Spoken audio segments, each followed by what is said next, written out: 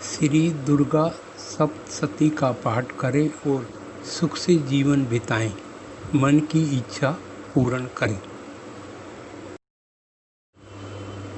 अर्थ रात्रि जो इस विश्व की जगत को धारण करने वाली संसार का पालन और वाली तेज स्वरूपा भगवान विष्णु की अनुभूत शक्ति है, उसे भगवती जी को भगवान ब्रह्मा करने लगे हैं। ब्रह्मा जी ने कहा, देवी तुम्हारी और तुम्हारी स्वर भी तुम्हारा ही स्वरूप है, तुम्हारी जीवनदायिनी सुधा हो, नित अक्षर आकर 3 मात्राओं के रूप में तुम्हें स्थित हो, और इन तीनों मात्राओं के अतिरिक्त जो अर्धमात्रा है उसका विशेष रूप से उच्चारण नहीं किया जा सकता, वो भी तुम ही हो। देवी तुम संध्या, सावित्री तथा परम जननी हो। देवी तुम्हें इस विश्व ब्रह्मांड को धारण करती हो, तुमसे इस जगत की सृष्टि होती है, तुम्ही से इसका पालन होता है, और सदा तुम ही कल्पों के अंत में सबको अपना बना लेती हो। जगमयी देवी तुम इस जगत की उत्पत्ति के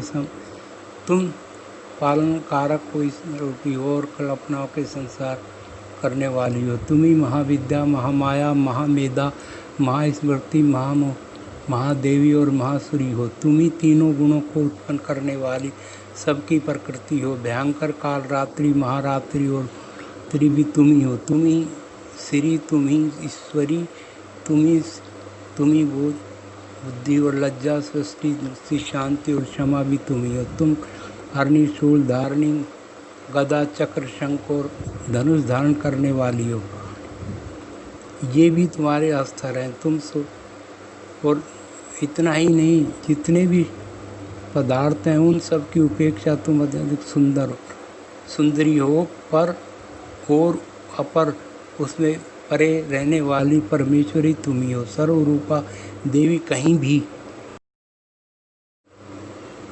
सत्य असत रूप में कुछ वस्तु है, उन जो शक्ति है वो तुम ही हो। ऐसी अवस्था में तुम्हारी स्थिति क्या हो सकती है?